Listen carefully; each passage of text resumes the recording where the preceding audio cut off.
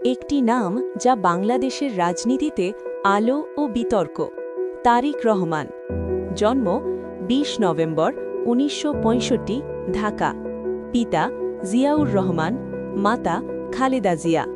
ছোটবেলা থেকেই রাজনীতির পরিবেশে বেড়ে ওঠা।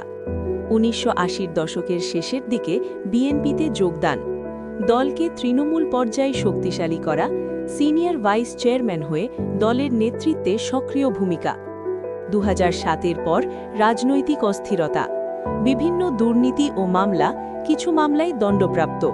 বিএনপির দাবি রাজনৈতিক উদ্দেশ্য প্রণোদিত মামলা।